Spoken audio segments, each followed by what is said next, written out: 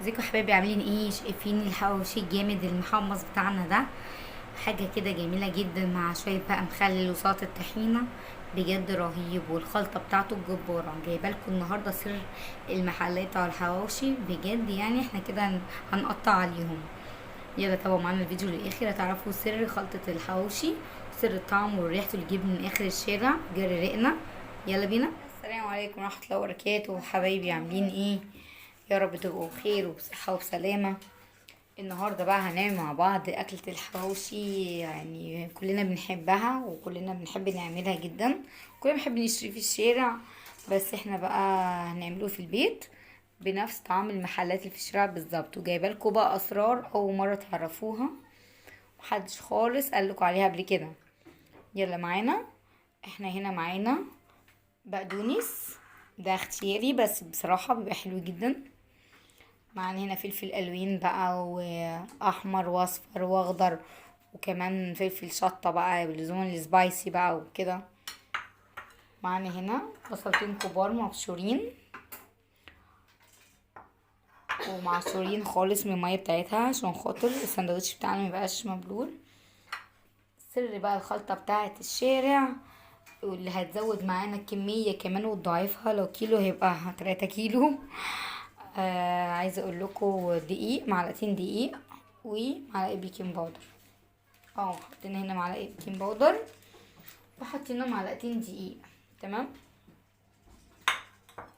معانا هنا بقى اقول لكم برضو هنا سر الصنعه.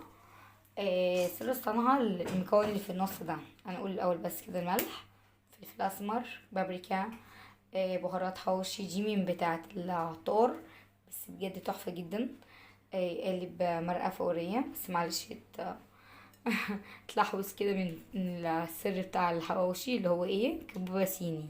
كبوبة صيني ده السر الخلطة، ده اللي بيجيب ريحته كده من اخر الشارع. ما تحطش يبقى انت كده مش عامله حواوشي.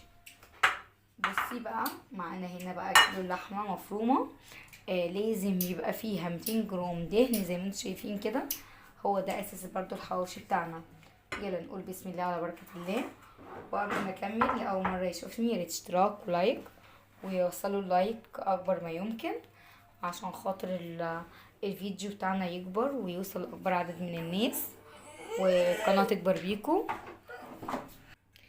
هنحط بقى المكونات مع بعض. اول حاجه عشان خاطر الحواوشي بتاعنا يبقى مظبوط لازم الترتيب ده. نحط اول حاجه، نحط هنا البصله، دي اول حاجه خالص.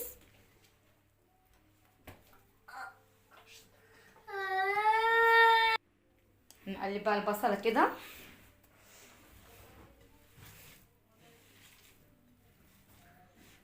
نحط بقى عليها كمان كميه البهارات كلها زي ما انتم شايفين كده. دول حرام يتسابوا طبعا، يعني لازم ننزل كل البهارات. وهجيني بقى كده براحتك لحد ما المكونات كلها تتمازج مع بعض، تمتزج كده وتختلط مع بعض.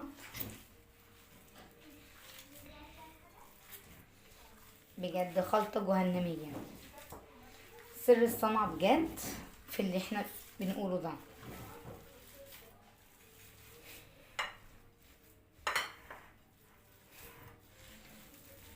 البقدونس كمان بيديله طعم مختلف خالص. جربوها كده بالطريقة دي، مستنية تعليقاتكم الجميلة اللي بتفرحني دايما. وقولوا لي الطريقة دي عجبتكم ولا لأ، وانتوا برضو بتعملوه ازاي. وقولوا لي برضو من انهي بلد بتتابعوني. ميرسي قوي قوي قوي للناس المتابعين الجداد والقدام، طبعا مقدرش استغنى عنهم. وبيكم القناة توصل لمليون مشترك كمان.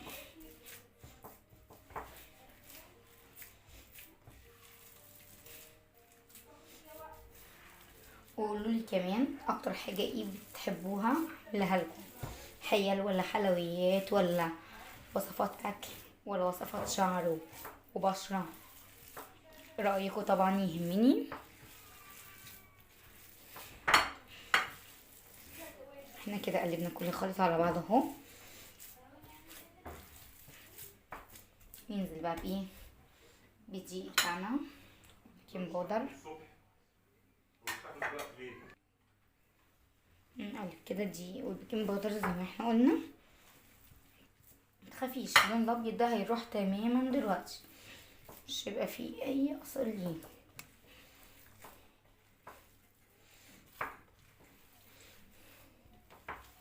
ده سر الصنعة والله، جربوه مش تندموا.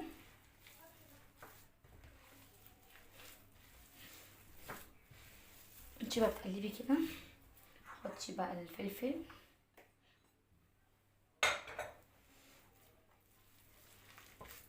بعد كده هنحط طبعا البقدونس. احنا هنكمل تقليب عشان مطولش عليكم وارجع لكم.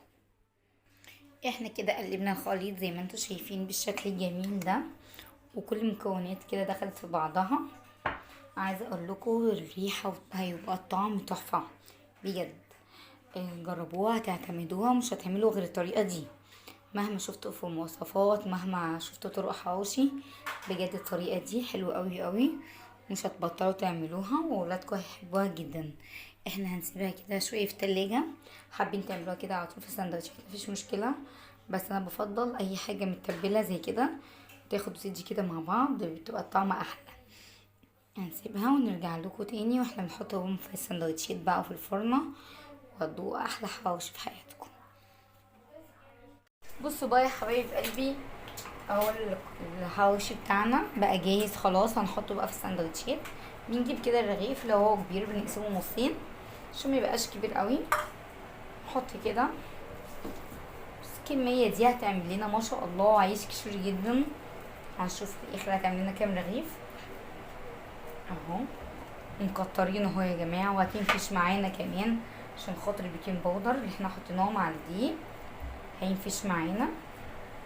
انا هوريكم بس كده الرغيف طبعا بعد ما يستوي هوريه لكم كله عشان بس مطولش معاكم الفيديو. اهو بالشكل الجميل ده. نحط كده ندهنه كده زيت من بره. عايزه تدهني بالفرشه مفيش مشكله، براحتك خالص. خد من عبد الله واتكل على الله، عادي اللي انت عايزاه. اهو نبي عربي. بصوا اهو هنكمل كده بقيه العيش بتاعنا ونوريه لكم بعد ما يستوي. بألف هنا وشفا على قلوبكم. وما تنسيش لو لسه مكمله معانا لايك واشتراك. بصوا حبايب قلبي، من نص كيلو عمل كميه قد ايه، حاجه حلوه جدا. احنا ما عملناش طبعا الكميه كلها، الكميه بقيتها اهي في الطبق. عايزه اقول لكم بجد يعني 20 رغيف من نص كيلو، حاجه كده تحفه اقتصاديه وطعم جميل. نص كيلو من باقي ازاي ده نخليها لتاني يوم. فكده الاكله اقتصاديه جدا وجميله. ونشوف بقى الحواوشي بعد ما يطلع من الفرن تبقى حاجه كده عظمه بجد. بصوا بقى يا حبايب قلبي، عمل كميه حلوه جدا وبجد طعم وريحه مش قادره اقول لكم، حاجه كده فظيعه. طبعا العيال مش قادرين، يلا يا ماما يلا يا ماما، وبجد انا مش قادره اقاوم. ويا رب يكون الفيديو عجبكم ويكون ضيفه خفيفه على قلوبكم. اشوفكم في فيديو جديد، واللي اول مره يشوفني اشتراك ولايك، واللي شافني قبل كده وتابعني يا رب يكون الفيديو عجبه وكومنت حلو كده تسعدون قلبي بكومنتاتكم الحلوه. اشوفكم على خير يا رب العالمين، والسلام عليكم ورحمه الله وبركاته.